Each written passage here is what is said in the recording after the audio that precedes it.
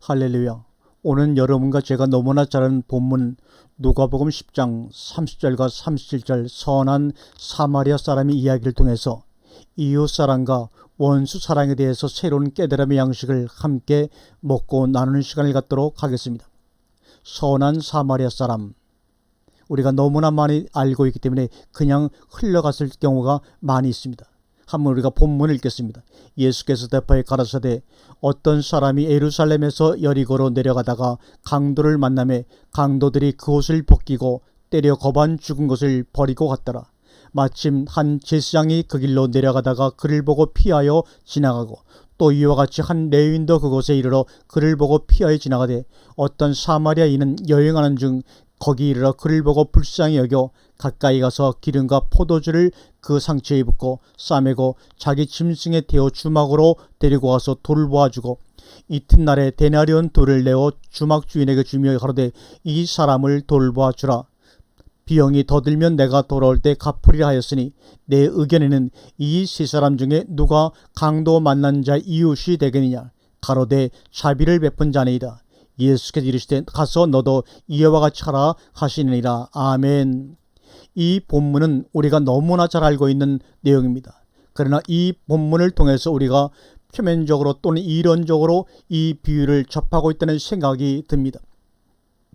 이 본문을 그저 이웃사랑이라는 개념하에서 어떤 강도 만난 사람이 큰 어려움에 처해 있을 때 제사장이나 레위인들은 당연히 그 어려움에 처한 사람을 도와주어야 하는 사람들임에도 불구하고 지나갔으나 사마리아 사람은 자기의 모든 것을 다 희생해서 그 어려움에 처한 사람을 도와주었으니 우리도 제사장이나 레위인처럼 되지 말고 이 선한 사마리아 사람처럼 어려움에 처한 사람의 이웃이 되어서 이웃사랑을 베풀자라고 표면적으로 나타난 사항만 생각하면 문제가 없고 또 그렇게만 생각하고 지금까지 왔습니다. 그러나 문제만 없는 것이 아니라 예수님의 깊은 의도를 전혀 깨달을 수 없고 우리에게 아무런 감흥이 없다는 것입니다. 그러므로 이 본문의 말씀을 생각하면서 결론에 이르게 하는 성구들이 생각나는데 한번 같이 읽겠습니다. 누가복음 6장 32절입니다. 너희가 만일 너희를 사랑하는 자를 사랑하면 칭찬받을 것이 무엇이냐. 죄인들도 사랑하는 자를 사랑하니라. 또 마태복음 5장 43절과 47절의 말씀입니다.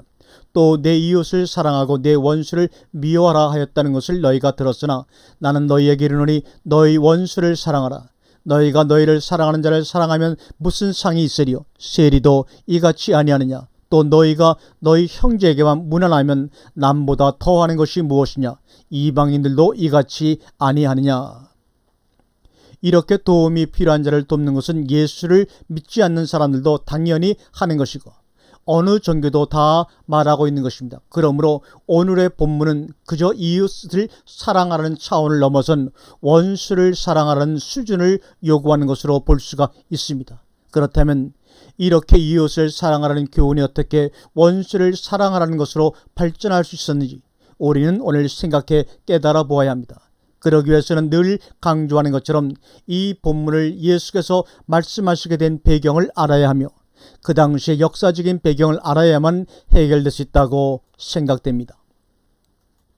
그래서 오늘 살펴보려고 하는 내용은 먼저 본문 말씀의 배경을 알아보고 또 본문에서 율법서의 이웃관과 예수님의 이웃관을 비교해보고 다시 말하면 자기 중심으로 지식적인 이웃관에 대해서 또한 알아보고 또 가장 중요한 것은 유대인과 사마리아의 역사적인 배경을 생각해보고 마지막으로 이 비유가 우리에게 주는 메시지가 무엇인가를 생각을 하고자 합니다. 첫 번째, 본문 말씀의 배경에 대해서 우리가 한번 살펴봅니다. 예수님께서 이 말씀을 하시게 된 그 당시 상황은 그 당시 사회적 계층에서 아주 천민이라고 할 수 있는 천민으로 태어나신 예수님께서 이제 공생애를 시작하시면서 많은 이적과 기적을 베푸시면서 각색 병자들 고치시고 많은 천국의 말씀뿐만 아니라 일반적 교훈 속에서도 너무나 흠잡을 수 없는 진리의 말씀들을 전하시면서 말씀을 듣는 청중들의 마음속의 치부를 드러내게 하시는 내용들이며 점점 예수님의 사역이 절정에 다다른 시점에 있다고 느낄 수가 있습니다. 그래서 많은 사람에게 예수님이라는 존재가 알려지고 많은 사람들이 예수님을 따르고 또 말씀을 듣고자 여기저기 사람들이 모인 상황입니다. 그것에는 예수님의 70인 제자들과 소문을 듣고 예수라는 사람이 어떻게 말씀을 전하는가, 궁금해서 온 사람들, 또한 오병이의 기적에 체험을 했던 사람들이, 또 무엇인가를 얻고자 해서 온 사람들, 또 예수라는 사람이 인기가 높아지니까 시기가 나서 무엇인가 시어먹어져 온 사람들 등등 여러 종류의 부류가 그 무리 속에 삽해져 있었다는 것을 알 수가 있습니다. 이러한 가운데 그곳에 청중으로 있던 어떤 율법사가 일어나 질문을 합니다. 누가복음 10장 25절입니다. 어떤 율법사가 일어나 예수를 시험하여 가로되 선생님, 내가 무엇을 하여야 영생을 얻으리이까? 예수님을 시험하고자 질문하게 된 내용으로부터 오늘 본문의 내용이 예수님의 말씀 속에서 나오게 된 것입니다. 그러면 율법사는 어떤 사람입니까? 율법에 아주 능통한 자입니다. 그가 영생에 대해서 몰라서 물어본 것이 결코 아닙니다. 예수는 이미 그의 의도를 아시고 내가 율법사가 아니냐, 그런데 그것을 나에게 왜 묻느냐라는 의도로 다시 되묻습니다. 내가 그렇게 잘 아는 율법에는 무엇이라고 되어 있느냐라는 식으로 묻습니다. 원문에는 엔토 노모수, 율법 안에는 라고 강조를 하고 있습니다. 예수께서 이르시되 율법에 엔토 노모수, 무엇이라고 기록되었으며 내가 그것을 어떻게 읽느냐. 그러자 율법사가 21절에 대답을 합니다. 대답하여 가로되 내 마음을 다하며 목숨을 다하며 힘을 다하며 뜻을 다하여 주 너의 하나님을 사랑하고 또한 내 이웃을 내 몸과 같이 사랑하라 하였나이다. 다시 예수님의 응대는 28절에 예수께 이르시되 내 대답이 옳다, 이를 행하라, 그러면 살리라 하시니, 이 말씀에서 느껴지는 분위기는 그래, 너의 대답이 옳구나. 그러면 너는 내가 말하는 그 말씀대로 영생을 얻었느냐, 생명을 얻었냐? 다시 말해 예수님의 강조의 말씀은 포이에오, 행하라는 것입니다. 말하는 것, 즉 대답하는 것이 중요한 것이 아니라 지식적으로 알고 있는 것이 중요한 것이 아니라는 것입니다. 이것은 행함의 문제임을 지적하고 있습니다. 그 말이 옳지만 알고 있는 것으로는 안 된다. 포이에오 해야 한다. 그래야 산다. 즉 그래야 영생을 얻는다는 것입니다. 이 예수님의 의중을 모르는 율법사는 또다시 예수님께 질문합니다. 28절에 이 사람이 자기를 옳게 보이려고 예수께 여쭤오되 그러면 내 이웃이 누구이니까? 자기가 또 옳음을 나타내기 위해서 질문을 던집니다. 이 질문의 의도 속에는 예수를 어떻게 해서라도 공경에 빠뜨려서 흠집을 만들어 고소하고 예수님의 사역을 무너뜨리려고 하는 목적이 있는 것입니다. 그러면서 예수께 나의 이웃은 누구입니까? 라는 질문을 합니다. 그러자 마태복음 22장 35절과 40절에 이렇게 말합니다. 그 중에 한 율법사가 예수를 시험하여 묻되 선생님이요, 율법 중에 어느 계명이 크니까? 예수께서 가라사대 내 마음을 다하고 목숨을 다하고 뜻을 다하여 주 너의 하나님을 사랑하라 했으니 이것이 크고 첫째 되는 계명이요 둘째는 그와 같으니 내 이웃을 내 몸과 같이 사랑하라 하셨으니 이 두 계명이 온 율법과 선지자의 강령이니라. 로마 13장 8절에는 피차 사랑의 빛 외에는 아무에게든지 아무 빛도 지지 말라. 남을 사랑하는 자는 율법을 다 이루었느니라. 이 이웃의 문제는 유대 율법 중 아주 중요한 문제이고 이 이웃 사랑이 곧 하나님을 사랑하는 것이며 곧 영생의 길이고 율법을 다 이루는 것임을 반복해서 말씀하고 있습니다. 그러므로 이 율법사는 평상시 예수님의 이웃관을 못마땅하게 생각했을 뿐더러 이번 기회를 통해서 예수님의 잘못된 이웃관을 드러내고자 했던 의도를 생각해 볼 수가 있습니다. 그리고 두 번째로 살펴볼 문제가 율법사 즉 유대인들의 이웃관과 예수님의 이웃관입니다. 바이블 렉스라는 성경 단어 연구사전에 보면 유대인의 이웃 개념은 오로지 유대인과 완전한 개종자들만이 프레시온, 이웃에 포함된다고 나와 있습니다. 예수님 당대 유대 랍비들의 율법 해석에 따르면 누구든지 이웃이 될 수 있는 것은 아니었습니다. 예수님 당시 유대인들은 이웃 곧 그리들이 도움을 주고 사랑을 해 주어야 할 대상은 무한정적인 것이 아니라 분명히 제한되어 있습니다. 오로지 유대인과 유대교로 완전히 개종한 자들만이 그들의 이웃의 범주에 포함되어 있다는 말입니다. 예수님 당대 유대인들의 이웃관을 일종의 원으로 설명할 수가 있습니다. 그들은 원 중심에 자기 자신이 있다고 생각하고 그 중심에 있는 자신과의 이해관계에 따라 이웃의 정도가 결정된다고 보았습니다. 자기 자신과 가장 가까운 위치에 있는 사람을 자기의 가족으로 생각했고, 그 다음 자기 친척과 친구들이 위치에 있다고 보았고, 그 다음에는 같은 신앙과 혈통을 가진 유대 동족들이 있다고 보았으며, 원의 제일 바깥 자리에는 같은 혈통은 아니지만 유대교로 개종하여 같은 신앙을 가진 사람들이 위치하고 있다고 보았습니다. 그래서 예수님 당대 유대인들은 오로지 이 원 안에 들어있는 사람들만이 자기 이웃이 될 수 있다고 믿었습니다. 그들만이 자신이 도와주어야 하고 사랑해 주어야 할 의무를 지니고 있다고 생각을 하였던 것입니다. 원의 범주 안에 들어올 수 없는 자들, 예를 들어 같은 유대인들이면서도 율법을 지키지 못하여 죄인들로 불려지고 있는 사람들, 그리고 유대교 신앙을 같이 가지지 않은 모든 이방인들은 그들의 이웃이 될 수 없다고 생각을 하였습니다. 그래서 이들에 대한 사랑의 의무는 없다고 생각하였고, 그래서 예수님 당시 유대인들은 이들과는 교제도 하지 않았습니다. 그들과 식사는 물론 대화까지도 꺼려하였습니다. 그런데 예수님은 당대 유대인들의 이웃간에 맞지 않는 행동을 하고 있었던 것입니다. 예수님은 지나간 3년 동안 예수님 당대 유대인들이 죄인으로 낙인 찍은 사람들과 교제를 계속했습니다. 이방인들과도 꺼리낌 없이 만났으며 저들의 어려움을 해결해 주기도 하였습니다. 그래서 당대 유대인들과 유대 종교지자들은 예수님을 향하여 첫사람은 세리와 죄인들의 친구라고 비난을 하였던 것입니다. 누가복음 15장 2절을 읽겠습니다. 바리새인과 서기관들이 원망에 가라되 이 사람이 죄인을 영접하고 음식을 같이 먹는다 하더라. 누가복음 19장 7절에 뭇사람이 보고 수근거려 가라되 저가 죄인의 집에 유하러 들어갔도다 하더라. 바로 그 때문에 율법사는 지금 누가 나의 이웃입니까 하고 도전적인 질문을 하고 있는 것입니다.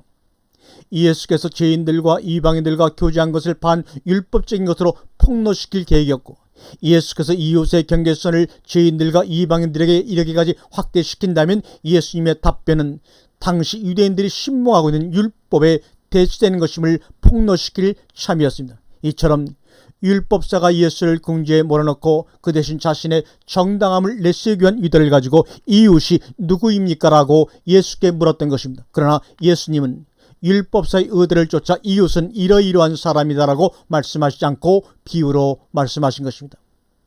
이러한 면에서 예수님은 상당히 지혜로운 분이시라는 것을 다시 한번 생각해 봅니다.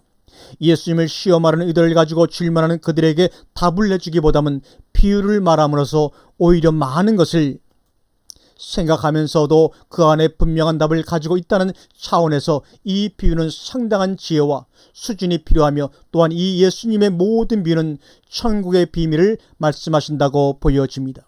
그러므로 세상의 의식을 가지고 말씀을 접하게 된다면 절대로 하나님을 알 길이 없습니다. 그러한 상황 속에서 오늘의 사마리아 사람의 비유는 시작이 되었던 것입니다. 이해가 되시는지요? 이 비유 속에서 등장하는 사람들 가운데 가장 큰 문제가 되고 모든 청중에게 충격이 되고 이 율법사에게 치욕적인 문제가 된 것은 바로 사마리아 사람의 등장이었습니다. 그리고 오늘날 우리가 제목처럼 사용하는 선한 사마리아 사람의 비유라고 할 정도로 그 유명한 사마리아 사람이 문제인 것입니다. 그럼 이제 우리가 2000년 전으로 돌아가서 모두가 예수님 당시에 바로 이 비유를 듣고 있는 청중들, 특히 그 당시 예수님 주위에 가장 많이 모여있을 유대의 서민들이라고 생각하고 그들이 예수님의 말씀을 듣고 있다고 생각해 보면서, 또 여러분도 거기에 참석해서 그 말씀을 듣고 있다고 생각해 보면서 계속해서 말씀을 진행해 나갑니다. 예수님의 이야기에 따르면 어떤 사람이 예루살렘에서 여리고로 내려가다가 강도를 만났습니다. 예루살렘에서 여리고까지 지형적으로 완전히 내리막길입니다. 그리고 이 길은 바위가 많아 고대로부터 강도들이 바위 속에 숨어 이 길을 지나가는 여행자들을 괴롭혔던 곳입니다. 그래서 예수님 당대 이미 이 도로가 피의 도로로 불려지고 있었던 장소입니다. 한 유대인 여행자가 이 위험한 길을 가다가 강도를 만나 가진 모든 것을 빼앗기고 또 벗겨졌고, 그리고 매를 맞아 반죽은 상태가 되어 길 옆에 버려져 있었습니다. 그들은 지나가면서 어머나 또 거기서 그런 일이 일어났네 라고 하면서 안타까워했을 청중들을 연상하게 되죠.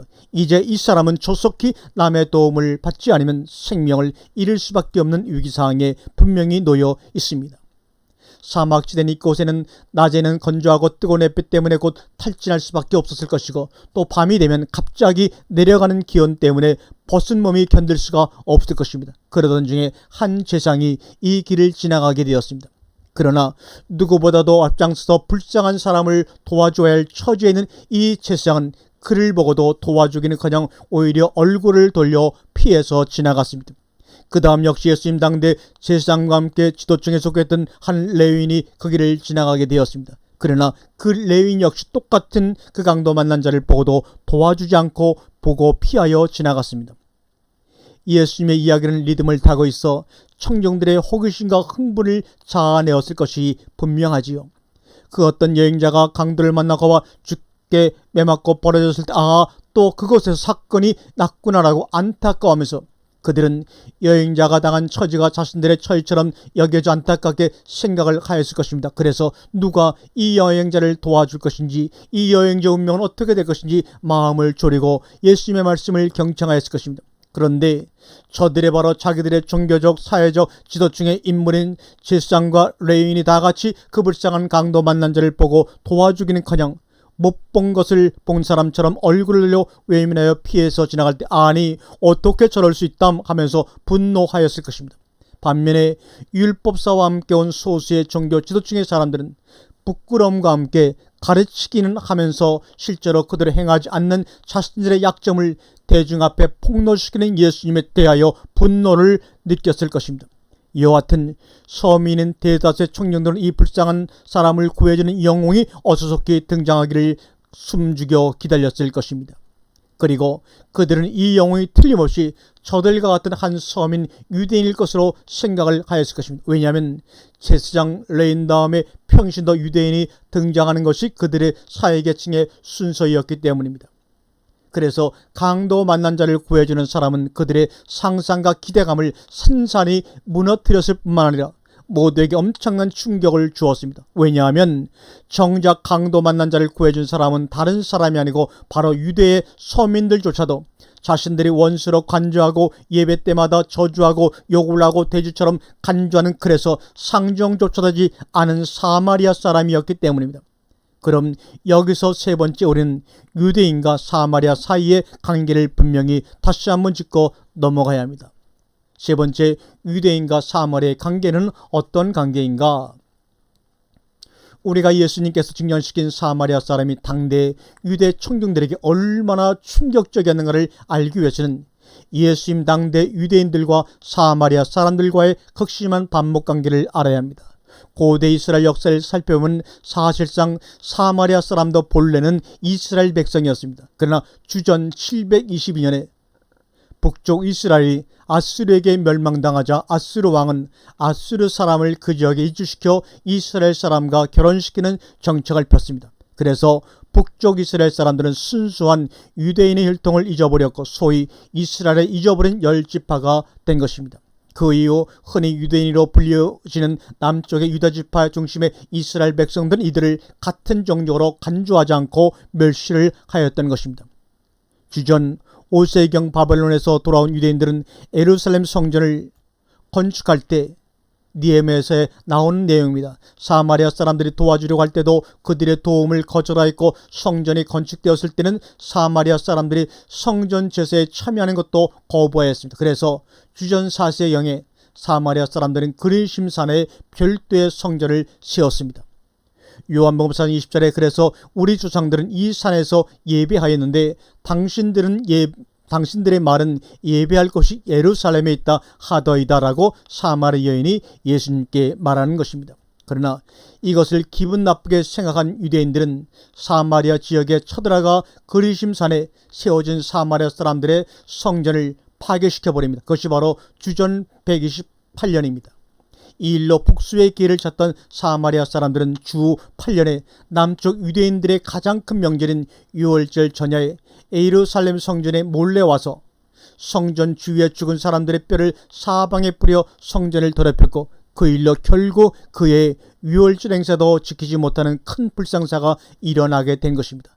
바로 이러한 일들 때문에 예수님 당대에 이르러 사마리아 사람들과 유대인들은 서로 원수가 되었고, 유대인들은 사마리아 사람들을 더러운 돼지처럼 간주하고 해당 예배 때마다 저주를 하였던 것입니다. 그래서 요한복음 4장에 나타나 있는 바와 같이 예수께서 사마리아 여인에게 물 좀 달라고 할 때 그 여자는 예수님을 향하여 유대인인 당신이 어떻게 사마리아인 나에게 물을 달라고 하느냐고 반문하였던 것입니다. 참으로 말도 안 되는 말을 여인에게 예수님은 하고 계신 것입니다. 이와 관련하여 요한복음서 저자는 당시 유대인들과 사마리아 사람들은 서로 상종치 아니하였다고 요한복음 4장 9절에 주석을 붙여놓고 있습니다. 이러한 가운데 예수님의 비유 속에서 서민 유대인이 등장해야 할 순수에 유대인들 모두가 싫어하고 원수처럼 여기는 사마리아 사람의 등장은 거기에 모였던 모든 사람들에게 충격적인 것입니다. 바로 앞장에서 제자들조차도 그 사마리아에 대한 나쁜 인식을 나타내는 구절들이 있습니다. 누가복음 9장 53절과 54절에 예수께서 예루살렘을 향하여 가시는 거로 저희가 받아들이지 아니하는지라. 제자 야고보와 요한이 이를 보고 가로되 주여 우리가 불을 명하여 하늘로 쫓아 내려 저희를 멸하라 하기를 원하시나이까. 갈릴리에서 사마리아를 거쳐 예루살렘을 가야 하는 도중에 일어난 얘기입니다. 이뿐만이 아닙니다. 이 비유에서 예수님과 변론하고 있었던 율법사도 역시 이 사마리아인에 대한 원수 같은 이 감정 때문에 예수님께서 이 강도 만난 자의 이웃이 누구냐라는 질문에 입에도 담기 싫은 사마리아 사람이라는 말 대신에 자비를 베푼 자입니다라고 말하는 보고 느낄 수가 있습니다. 그리고 또 한 번 예수님은 말만 행하지 않는 율법사를 향해 예수님 너도 가서 이와 같이 포이에오 행하라 하는 것입니다. 이번에도 행함을 지적하고 있습니다. 그럼 이제 우리가 마지막으로 이런 내용들을 우리가 생각해 보면서 과연 이 비유를 통해서 우리는 오늘 나에게 주는 메시지가 무엇인가를 생각해 보자 그 말입니다. 우리에게 어떤 메시지를 주기 위해서 하나님은 이 말씀을 기록해 놓았을까요? 먼저 우리는 이웃의 개념을 새롭게 바로 잡아야 합니다. 앞에서 말한 대로 유대인들의 이웃 개념, 나를 중심으로 해서 만든 그 이웃도 분명히 우리의 이웃은 이웃입니다. 그러나 그것에 제한된다면 그것은 극히 세상적인 것입니다. 그러나 예수님의 이웃관처럼 모든 죄인, 이방인, 사마리아인 즉 그들이 원수로 생각하는 자까지입니다. 이것이 하늘의 의식이고 이런 하늘의 의식을 갖지 못하면 결코 이웃을 사랑할 수 없게 된다고 말하고 있는 것입니다. 사실 우리가 원수처럼 여겨야 할 것은 하나님을 대적하는 것 외에는 모두가 자기가 만든 원수입니다. 사마리아와 유대인들도 처음에는 한 형제였고 그들도 서로 같은 하나님을 섬기면서 살았던 사람들입니다. 그러나 서로 자기들의 마음에 안 맞는다고 서로 원수를 만든 것입니다. 우리도 나와 원수가 된 사람 또는 껄끄러운 사람들이 있다면 나를 돌아보자 이 말입니다. 우리 인간은 어느 누구도 판단하거나 정지할 수 없다고 성경은 누누이 강조하여 말하고 있습니다. 그렇다면 두 번째로 우리가 생각해야 할 것이 예수님께서 말씀하신 이웃의 개념을 확실히 알았다면 이제는 너도 가서 이와 같이 행하라는 포이에오하라는 말씀을 잊지 말아야 합니다. 이 말씀을 생각하면서 내가 바로 바리새인이고 서기관 같은 자라는 것을 고백할 수밖에 없습니다. 정말 나야말로 오늘 예수님과 같이 변론했던 율법사여 서기관이요 바리새인인 것입니다. 이름만 그리스도인이요 예수 믿는 자이고 이론적으로 알고 지식적으로 알지만 얼마나 입으로만 신앙생활을 했는가, 진정한 이웃사랑을 난 한 번이라도 해보았는가. 오늘 본문에서 사마리아 사람의 행함은 완전히 마가복음 12장 30절 말씀처럼 둘째는 이것이니 내 이웃을 내 몸과 사랑을 하신 것이라. 이에서 더 큰 계명이 없느니라. 내 이웃을 내 몸과 같이 사랑하는 표본입니다. 진정한 하나님과 이웃사랑의 표본은 바로 예수님이십니다. 이 비유에서도 궁극적으로 사마리아인은 바로 예수님 자신을 표현한 것입니다. 더 이상 큰 계명이 없다고 하십니다. 하나님의 사랑, 이웃사랑은 성경의 완성이라고 할 수가 있습니다. 사마리아인이 여행을 하던 중에 있었던 모든 것을 투자해서 그 강도 만난 자에게 투자를 합니다. 여행자에게 기름과 포도주는 상당히 중요한 것입니다. 그 모든 것을 아끼지 않고 그가 어떤 자인지도 나와 원수지간인지 그가 나중에 다 갚을 것인지 아닌지도 생각지 않고 누가 나의 선행을 알든지 말든지 어떤 이의 탓은도 생각지 않고 한 그 사마리아의 행동에서 내가 얼마나 계산적인 사랑을 하는가 절실하게 나 자신을 발견하게 됩니다. 나를 드러내기 위한 힘이 아닌 오로지 상대의 필요에 따라 베풀 줄 아는 것이 진정한 이웃사랑이 아닌가 생각이 됩니다. 오늘 나에게 주어진 자, 오늘 나에게 만난 자는 나의 필요를 원하는 자, 그가 나와 어떤 관계에 있든 상관없이 하나님을 대적하는 자가 아니라면 꼭 물질만이 아니라 시간을 내어서 만나고 따뜻한 말 한마디, 위로의 말, 생명의 말씀 한 말씀으로 그에게 사랑을 베풀어야 함이 마땅한 일이라고 생각합니다. 다시 한번 예수님처럼 너도 가서 이와 같이 포이에오 행하라는 그 말씀을 우리 안에 간직하면서 살아가는 우리 하나님의 자녀가 되기를 간절히 주님의 이름으로 축원합니다. 아멘.